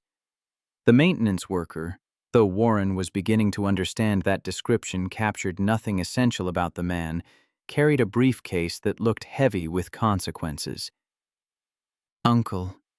Evelyn's voice carried no warmth, no familial recognition. Nothing except the cold professionalism of someone preparing to execute a decision already made. "The board is assembling. I wanted to give you one final opportunity to resign before the meeting begins." Resign? Warren's laugh contained genuine amusement despite everything. On what grounds? Allegations from a disgruntled former employee and the fantasies of a man whose family has obvious financial motivations for wanting to damage this company.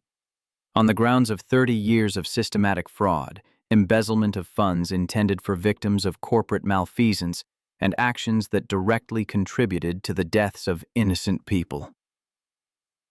Jalen's voice was measured, controlled, every word chosen with the precision of someone who had rehearsed this moment in his mind for weeks.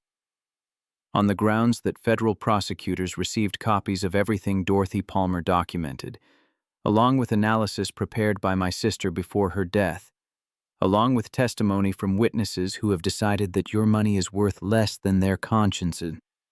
Warren's expression flickered. the first crack in composure he had maintained through decades of confrontations with people who thought they could challenge him. "You contacted federal authorities?" "3 days ago." "Days." "They've been reviewing documentation since then." "This morning, they informed me that they've opened a formal investigation into Prescott Development's business practices spanning the past 3 decades. Evelyn's voice carried satisfaction she did not attempt to hide. "Your relationships with prosecutors and politicians are worth considerably less than you believed, Uncle. It turns out that people who accept favors from criminals tend to distance themselves quite rapidly when those criminals face actual accountability." "This is a bluff. You're trying to frighten me into making concessions that would damage my position unnecessarily." "It's not a bluff, and in approximately 45 minutes, when the board convenes, you're going to understand exactly how serious this situation has become." Warren watched them leave his office with the particular attention of a predator, recognizing that the landscape had shifted in ways he had not anticipated. 30 years of careful planning, 30 years of cultivated relationships, 30 years of ensuring that no evidence existed that could not be explained away or buried. And somehow, the son of a woman he had destroyed 2 decades ago had assembled a case that threatened everything. The boardroom filled with the particular tension of people who sensed that today's meeting would determine futures beyond quarterly projections. 12 members took their seats around the mahogany table, their faces carrying expressions that ranged from curiosity to concern to something approaching fear. Warren claimed his usual position with the confidence of someone who had dominated this space for 3 decades. But the confidence felt hollow in ways it never had before. Evelyn took her place at the head of the table, the CEO's position, the seat that had belonged to her father and that Warren had always believed would eventually belong to him through one mechanism or another. Jalen Bridgewater sat in a chair positioned against the wall, observer rather than participant, his presence communicating something that words would have diminished. "Thank you all for coming on short notice." Evelyn's voice filled the room without strain, each word carrying weight that demanded attention. "I've called this meeting to present evidence of systematic fraud, embezzlement, and criminal conduct spanning 3 decades of this company's operations. Evidence that implicates senior leadership, including Vice President Warren Prescott and Chief Financial Officer Preston Holloway, in activities that have destroyed 47 families and resulted in the theft of $2.3 million intended to compensate victims of corporate malfeasance." Warren rose from his seat, righteous indignation forming on his face like armor. "This is absurd. My niece has been manipulated by individuals with obvious grudges against this company." "Sit down." The command carried authority that silenced him mid-sentence. "You will have opportunity to respond after the board has reviewed the evidence. Until then, you will remain silent or security will remove you from this room." The presentation unfolded with the precision of legal proceedings, each document building on what came before to construct an edifice of accusation that grew more damning with every slide. Personnel files demonstrating fabricated performance issues, financial records tracing stolen funds through shell corporations, legal memos outlining strategies designed to destroy workers who threatened corporate interests, witness statements from people who had participated in the system and could no longer live with their complicity. The pattern is unmistakable and undeniable. Evelyn's voice remained steady despite the magnitude of what she was describing. Acquisition of properties with existing workforce. Identification of employees who might cause problems through awareness or principle. Systematic creation of circumstances justifying termination. Legal harassment of anyone who protested or resisted. Jalen rose from his position against the wall when Evelyn yielded the floor. The boardroom fell silent as he approached the screen where evidence continued to glow with accusatory light. "My name is Jalen Bridgewater. 20 years ago, I was a child living in Millbrook, Virginia, where my mother worked at a hotel this company acquired. My mother, Gloria Bridgewater, was targeted for destruction because she noticed financial irregularities and refused a bribe to ignore them. The lawsuit that Warren Prescott ordered against her lasted 18 months. It alleged crimes she never committed, produced evidence that was entirely fabricated, and achieved its actual purpose: breaking a woman whose only offense was honesty. His voice carried in through the silent room, reaching every person seated around that polished table. My mother died 10 years ago. Her death certificate says heart failure, but the medical records tell a different story. Chronic stress that elevated her cortisol levels to dangerous thresholds, cardiovascular damage that accumulated over 18 months of legal persecution, a heart that surrendered to pressure it was never designed to withstand. Warren Prescott's lawsuit didn't just destroy my mother's career and reputation, it destroyed her health. It killed her as surely as if he had administered poison with his own hands. Margaret Thornton, the board member who had avoided Warren's gaze for 3 years, finally spoke. "The evidence is substantial. But what do you propose we do with it?" "3 things." Evelyn stepped forward to stand beside Jalen, their unified presence communicating alliance that transcended the professional. First, immediate suspension of Warren Prescott and Preston Holloway pending completion of internal investigation. Second, full cooperation with the federal investigation that has already begun. Third, establishment of a genuine compensation fund, properly administered, legally protected, actually distributed to families harmed by 30 years of corporate predation. "You can't be serious." Warren's voice had recovered something of its authority, though the foundation beneath that authority had cracked beyond repair. "I've devoted 30 years to building this company. I've protected it, expanded it, made it into something my brother never could have achieved on his own. And you want to destroy all of that based on documents stolen by a disgruntled employee and accusations from a man whose family has spent 2 decades nursing grievances." The documents speak for themselves. Jalen met Warren's gaze without flinching. 47 families destroyed, $2.3 million stolen, 73 complaints buried, and 1 woman, my mother, killed through a process designed specifically to break her. He paused, letting silence emphasize what came next. "You built your success on the destruction of people who couldn't fight back. You believed they were weak because they were poor, insignificant because they lacked resources, forgettable because nobody with power cared what happened to them. But you were wrong. Their stories survived. Their evidence survived. Their children survived. And now everyone in this room knows exactly what kind of man has been running this company for 30 years. The vote happened with surprising speed.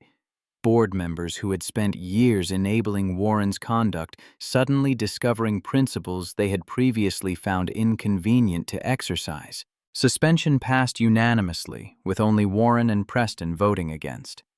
Votes that were ruled invalid given their status as subjects of the investigation.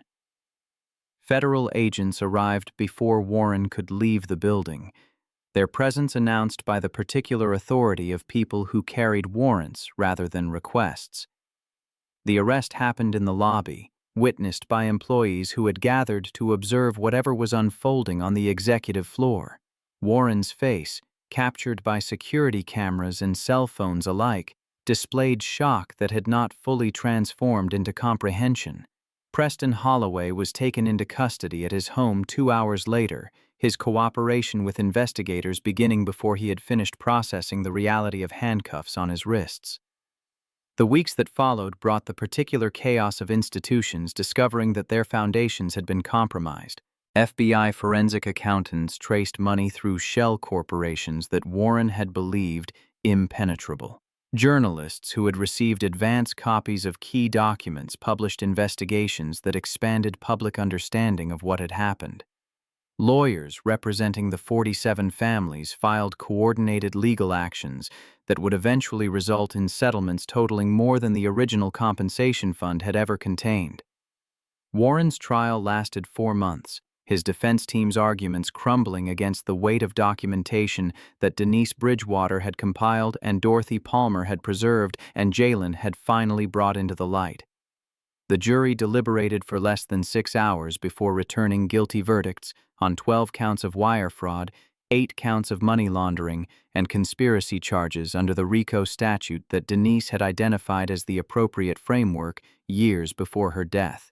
The sentencing hearing happened on a Tuesday morning in October. Federal courthouse filled with families who had traveled from across the region to witness accountability they had stopped believing was possible. Warren Prescott, 71 years old and diminished in ways that went beyond the orange jumpsuit, stood before a judge who had reviewed thousands of pages of victim impact statements. 18 years. The number landed in the courtroom like a physical weight, gasps and tears and something that sounded like prayer rising from the gallery. 18 years in federal prison for a man who had spent 30 years believing himself untouchable.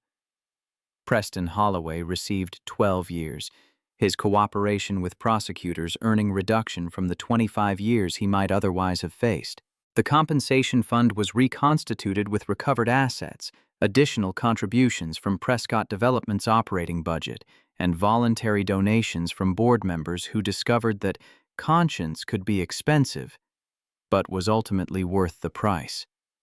47 families received payments that could never fully compensate for what they had lost, but that acknowledged their suffering had finally been witnessed. Jalen stood at the podium during the dedication ceremony for the Gloria Bridgewater Community Center, facing an audience that included Mrs. Patterson from Millbrook, Dorothy Palmer from Richmond, Mrs. Wilson from Riverside Apartments, and dozens of other people whose lives had intersected with his family's tragedy in ways both direct and peripheral. "My mother was the best worker that hotel ever had." The words emerged with the particular weight of testimony delivered after years of waiting. "That's what Mrs. Patterson told me. And I believe her completely, because I knew my mother and I knew what she was capable of when given the opportunity to do work that mattered.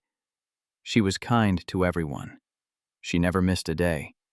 She knew every guest by name and cared about every person whose life she touched." He paused, letting the silence emphasize what came next. Warren Prescott looked at my mother and saw a threat to his profits. He saw someone who noticed too much, who remembered too clearly, who refused to be purchased when purchasing her would have been cheaper than destroying her. So he set out to break her, using lawyers and lawsuits and the particular cruelty of systems designed to exhaust people who have only truth on their side. My mother fought back. She fought until her heart couldn't fight anymore. My sister picked up where our mother left off, fought until cancer ended her ability to continue.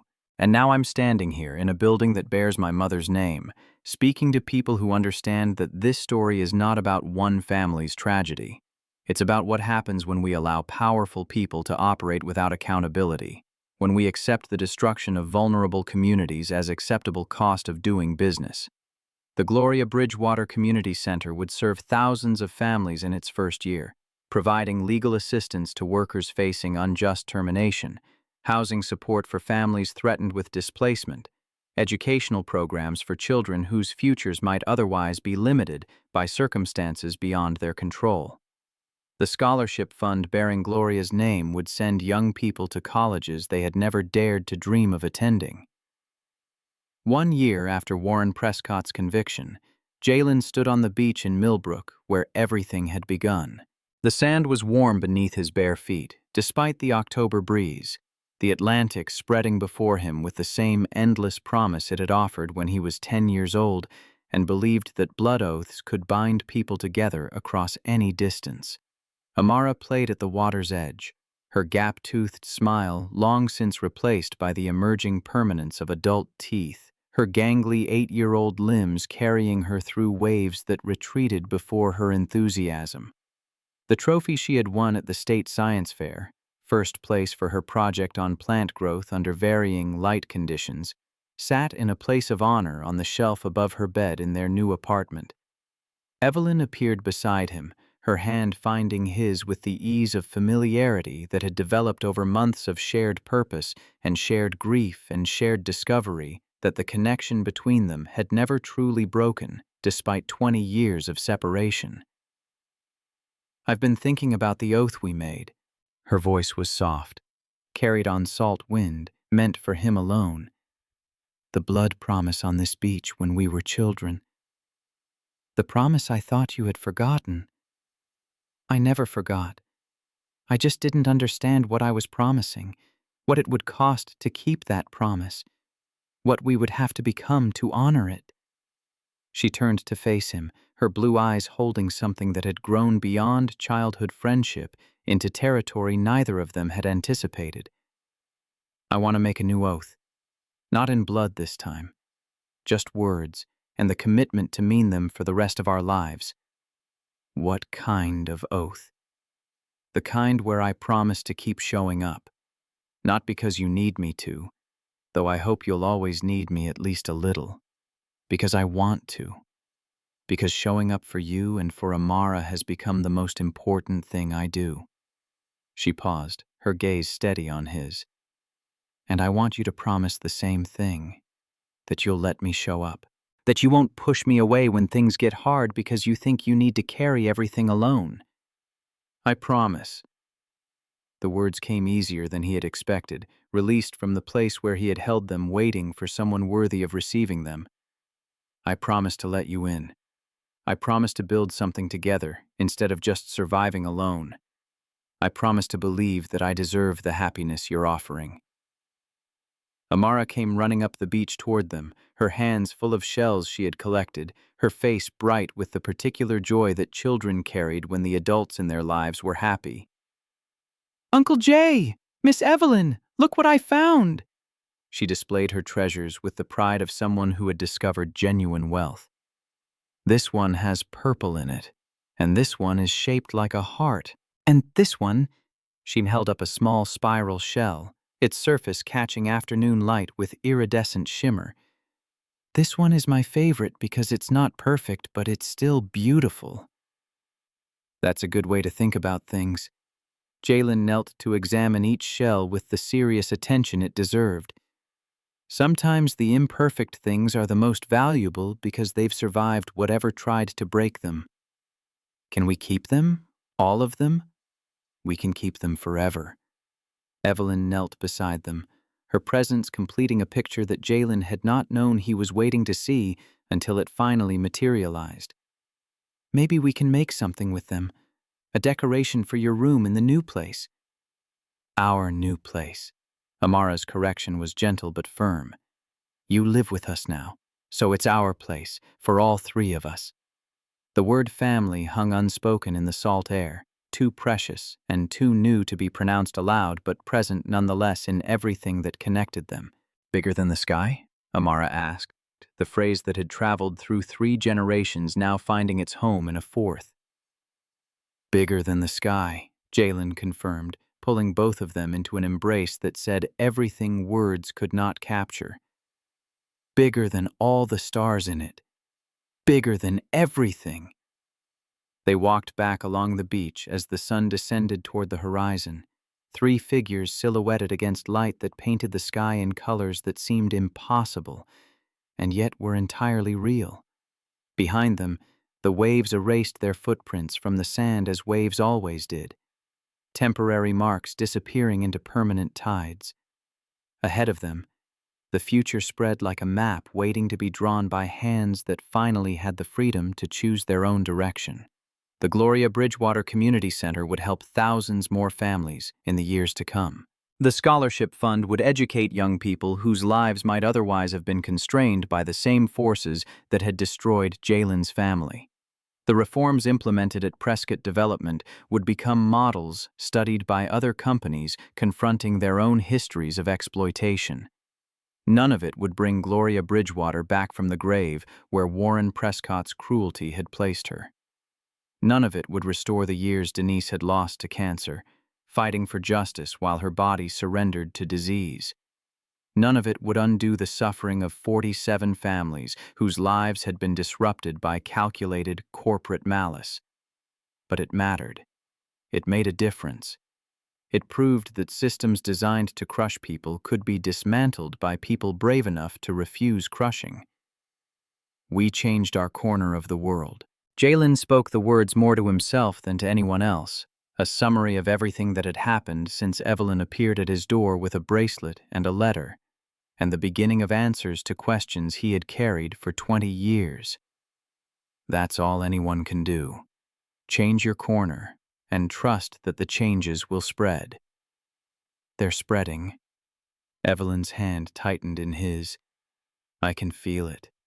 Other companies are reviewing their practices. Other families are coming forward with their own stories. Other people are finding the courage to say no to things they've been accepting for too long.